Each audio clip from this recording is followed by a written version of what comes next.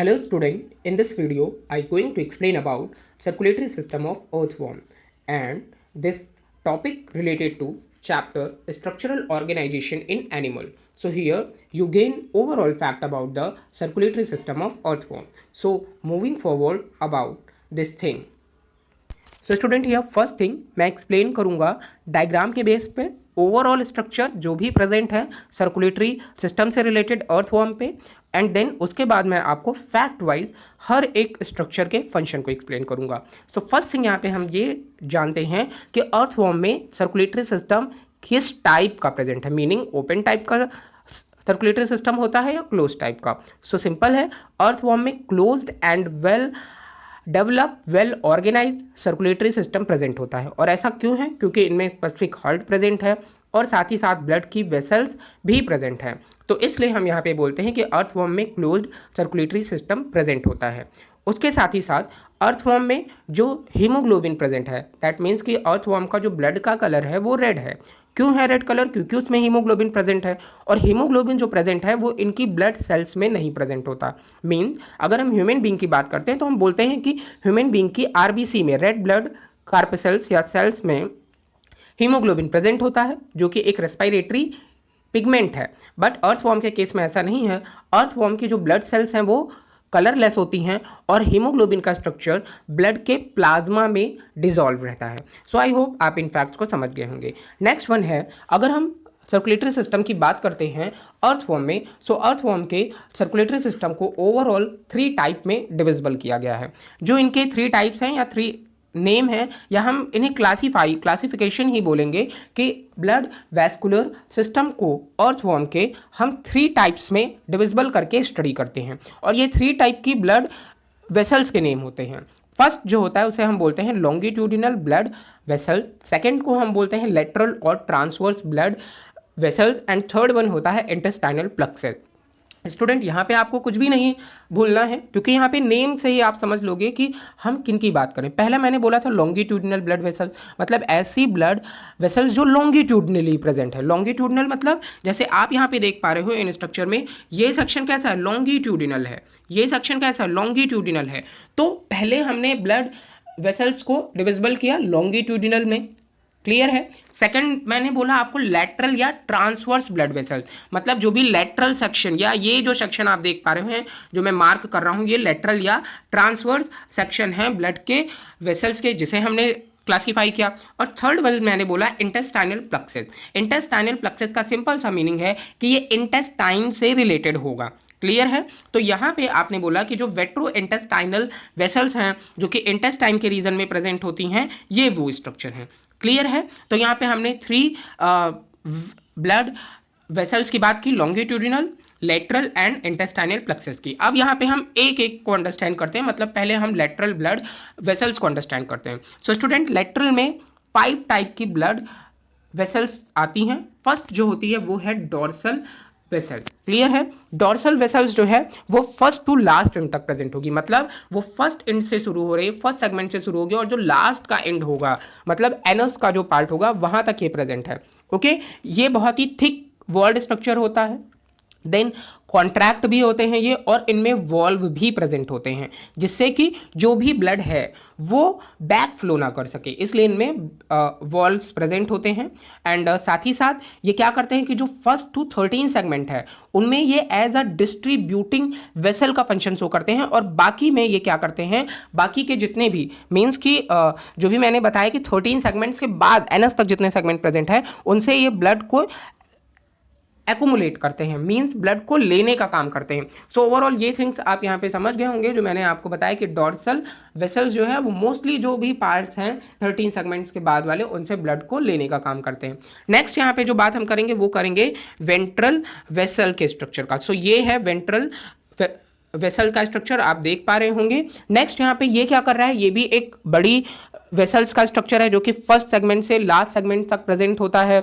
Okay. ये nerve cord के साथ साथ प्रेजेंट है. ओके. उसके अबव साइड में प्रेजेंट होता है और उसके साथ साथ इनमें कॉन्ट्रैक्शन की प्रोसेस नहीं होती। मतलब जैसे मैंने बताया कि डॉर्सल में कॉन्ट्रैक्शन होता है बट वेंट्रल में कॉन्ट्रैक्शन नहीं होता। उसके साथ ही साथ ये क्या करते हैं, ये ब्लड को डिस्ट्रीब्यूट करने का काम करते हैं होल बॉडी के स्ट्रक्चर में, और इनमें वॉल्व्स नहीं प्रेजेंट होते। थर्ड वन मैंने यहाँ पे जो मैं बताने वाला हूँ वो है लेटरल ईसोफेजल वेसल का। सो ये आप देख पा रहे हैं, ये है लेटरल ईसोफेजल वेसल्स। ये स्ट्रक्चर आप यहाँ पे देख पा रहे हैं, ये जो सेगमेंट शो कर रहा है ये लेटरल है। और इनका क्या मेनली फंक्शन है, ये प्रेजेंट हैं पेयर्स में प्रेजेंट होते हैं, जो कि एलिमेंट्री कैनाल के दोनों तरफ प्रेजेंट हैं, और 13 सेगमेंट्स तक ही प्रेजेंट होते हैं। 14 सेगमेंट्स में ये मिल करके सब न्यूरल वेसल्स का फॉर्मेशन करते हैं। सो ये आप जो फोर्थ स्ट्रक्चर में बताने ही वाला था वो है सब न्यूरल वेसल्स, जो कि ये आप देख पा रहे हैं 14 सेगमेंट्स तक में ही प्रेजेंट होगा। और ये इनका पूरा फंक्शन क्या है कि जो भी ब्लड आया है, ठीक है, उसे ये इकट्ठा करने का काम करते हैं, मतलब एकत्रित करने का जो भी फंक्शन है वो सब न्यूरल का है। क्लियर है। लास्ट वन होता है सुप्रा ईसोफेजल वेसल्स। ये 9 to 13 सेगमेंट्स में प्रेजेंट होते हैं, और जो भी स्टमक है उसके वॉल से ये चिपके रहते हैं सुप्रा ईसोफेजल वेसल्स के स्ट्रक्चर। तो ये भी हमने समझ लिया, और यहाँ पे हमने 9 to 13 सेगमेंट्स की बात की थी, मतलब ये 9 सेगमेंट से ये आप देख पा रहे हैं जो स्ट्रक्चर ये ओवरऑल प्रेजेंट है। सो ये हम यहाँ पे बात कर रहे हैं 9 to 13 सेगमेंट में प्रेजेंट है, जो कि आपको दिख रहा होगा। तो ये ओवरऑल हमने यहाँ पे बात की लॉन्गिट्यूडनल ब्लड वेसल्स की। अब जो दूसरा मैंने आपको ब्लड वेसल्स बोला था वो था लेटरल या ट्रांसवर्स ब्लड वेसल, जो कि लेटरल या ट्रांसवर्सली लोकेशन में प्रेजेंट है। तो अब इनमें क्या क्या चीज़ें आती हैं इनको भी हम समझ लेते हैं। तो इनमें बहुत ही इंपॉर्टेंट पार्ट अर्थवॉर्म का आने वाला है, मतलब हर्ट। अर्थवॉर्म में 4 पेयर हर्ट प्रेजेंट होते हैं। 4 पेयर मीन्स 8 हर्ट प्रेजेंट हैं। ओके, उसके साथ ही साथ एंटीरियर लूप प्रेजेंट होते हैं, कोमिस्यूरल वेसल्स प्रेजेंट होती हैं, और रिंग वेसल्स प्रेजेंट होती है। इनको मिला के हम बोलते हैं लेटरल या ट्रांसवर्स ब्लड वेसल्स। तो सबसे पहले तो हम हर्ट के बारे में समझ लेते हैं। इनमें अर्थवॉर्म में 7, 9, 12 एंड 13 इन सेगमेंट्स में हर्ट प्रेजेंट होता है। ओके, जो कि ब्लड को पंप करने का मेनली फंक्शन करता है।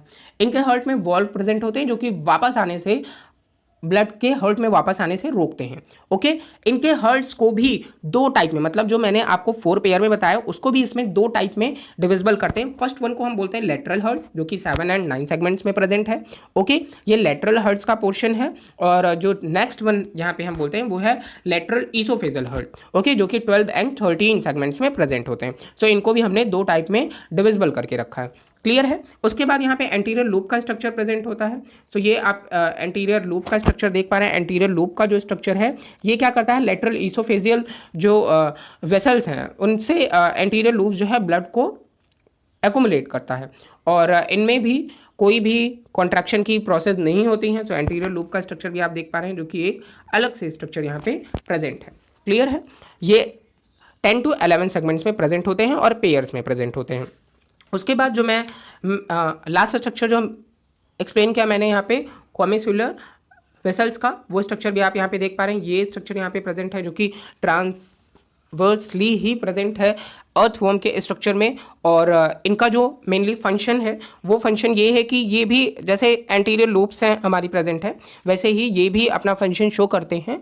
और उसके साथ साथ जो ये सब न्यूरल वेसल्स का स्ट्रक्चर यहाँ पे प्रेजेंट है, उससे ये क्या करती हैं, क्योंकि ये एज अ रिजर्वायर शो कर रहा था अपना फंक्शन, तो इससे ये ब्लड को वेंट्रल वेसल्स में पहुँचाने का मेनली फंक्शन शो करते हैं। सो इन्हें हम कोमिस्यूलर वेसल्स बोलते हैं। ओके, अगर आप इसे ल्यूनर से अगर को रिलेट करें, सो ये मेनली जो है सेमी ल्यूनर जैसा ही इनका शेप होता है। सो ये मेनली जो मेन फंक्शन इनका है वो यही है कि ये सब न्यूरल वेसल से ब्लड को लेकर के डॉर्सल वेसल में ट्रांसपोर्ट करते हैं। सो इन थिंग्स को हमने यहाँ पे अंडरस्टैंड किया। देन लास्ट वन जो हमारा है, जो कि मैंने बोला था इंटेस्टाइनल प्लेक्सस का स्ट्रक्चर। सो इंटेस्टाइनल प्लेक्सस जो है, जो कि मैंने आपको बताया कि ये मोस्टली प्रेजेंट है 13 एंड 14 सेगमेंट्स में, जो भी इंटेस्टाइन का पार्ट है वहाँ पे ये प्रेजेंट है। तो अब यहाँ पे इनका क्या फंक्शन होगा, कॉमन सेंस की बात है कि इंटेस्टाइन में जो भी ब्लड आ रहा है, जो भी यूजफुल ब्लड लिया जा रहा है, उसे एब्जॉर्ब भी तो करना है और फिर पूरी बॉडी में उस न्यूट्रिशन को सर्कुलेट भी करना है। सो इनका मेन फंक्शन यही है कि ये क्या करेंगे कि ब्लड जो भी फूड है जो कि इंटेस्टाइन की वॉल में एब्जॉर्ब हो रहा है, उससे ये फूड के न्यूट्रिशन को लेंगे और ओवरऑल बॉडी में ट्रांसपोर्ट करेंगे। बिकॉज ऑफ आप जानते हैं कि जो सर्कुलेटरी सिस्टम हो या ब्लड वेसल्स हैं, इनका मेनली फंक्शन क्या है? ओवरऑल बॉडी में ऑक्सीजन ट्रांसपोर्ट करना, फूड का ट्रांसपोर्ट करना, एक्सक्रीटरी सिस्टम को ट्रांसपोर्ट करना, रिमूव करना, ये सब मेनली फंक्शन होते हैं। अब हम इन्हें स्लाइड्स के थ्रू अंडरस्टैंड करेंगे।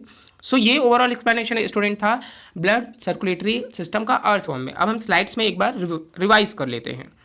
सो स्टूडेंट रिवीजन है, हम समझ लेते हैं। फेरेटिमा पोस्थुमा में मैंने पहले ही बात की कि इनमें क्लोज्ड सर्कुलेटरी सिस्टम प्रेजेंट है। क्यों क्लोज है ये फैक्ट आपको पता है। इनमें हर्ट 4 पेयर्स में प्रेजेंट होते हैं, ट्यूब्यूलर हर्ट होते हैं, मतलब ट्यूब के फॉर्म में प्रेजेंट होते हैं 7 9 सेगमेंट में और 12 एंड 13 सेगमेंट में। 7 एंड 9 सेगमेंट्स को हमने लेटरल हर्ट्स बोला था और 12 एंड 13 सेगमेंट्स में हमने लेटरल इसोफेजल हर्ट्स बोला था। नेक्स्ट वन, उसके बाद हमने एंटीरियर लूप्स की बात की। एंटीरियर लूप्स में मैंने बोला कि ये थिन वॉल्ड स्ट्रक्चर है, non pulsate loop like structure ये फॉर्म करते हैं एंड इनमें वॉल्व नहीं प्रेजेंट होते हैं, 10th एंड 11th सेगमेंट में प्रेजेंट होते हैं। उसके बाद मैंने नेक्स्ट फैक्ट की यहाँ पे बात की थी कि जो भी ये स्ट्रक्चर है, मतलब ब्लड की वेसल्स के स्ट्रक्चर प्रेजेंट है यहाँ पे, ये डॉर्सल ब्लड वेसल्स हम इन्हें बोल रहे थे और वेंट्रल ब्लड वेसल्स बोल रहे थे। डॉर्सल को मैंने बोला था कि इनमें वॉल्व्स प्रेजेंट है और ये रिसीव करते हैं ब्लड को डिफरेंट बॉडी पार्ट से। वेंट्रल के बारे में मैंने बताया था कि इनमें वॉल्व्स नहीं प्रेजेंट होते और ये मोस्टली ब्लड को डिस्ट्रीब्यूट करते हैं। सो इन थिंग्स को समझा था। उसके बाद मैंने आपको यहाँ पे बताया नेक्स्ट फैक्ट होता है ब्लड ग्लैंड्स का। ब्लड ग्लैंड्स का मेनली क्या है, ये 4th 5th and 6th segments में प्रेजेंट होते हैं।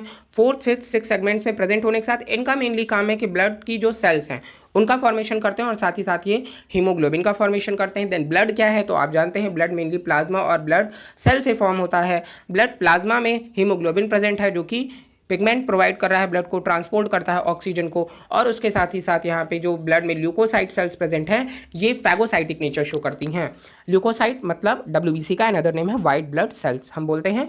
फैगोसाइट का मतलब होता है, फैगो मतलब होता है किल और ईट, और साइट का मतलब होता है सेल, मतलब जो भी हार्मफुल माइक्रो ऑर्गेनिज्म अगर कभी अर्थवॉर्म की बॉडी पे अटैक करते हैं तो अर्थवॉर्म में प्रेजेंट ल्यूकोसाइट सेल उनको किल करने का, एक्सपायर करने का काम मेनली करते हैं। सो स्टूडेंट्स ये तो ओवरऑल फैक्ट थे सर्कुलेटरी सिस्टम से। अब आप जानते हैं रेस्पिरेटरी सिस्टम से भी रिलेटेड कुछ फैक्ट हैं, उसे भी समझ लीजिए। सो इनमें रेस्पिरेटरी ऑर्गन नहीं प्रेजेंट होते, मतलब रेस्पिरेटरी सिस्टम इनमें डेवलप्ड नहीं है। सो ये अपनी बॉडी वॉल से, मतलब बॉडी सरफेस से ही गैसेस एक्सचेंज करते हैं।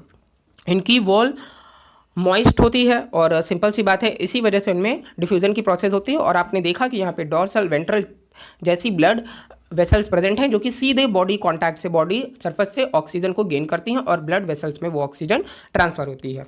सो स्टूडेंट आई होप कि आप सर्कुलेटरी सिस्टम को समझ पाए होंगे। Thank you.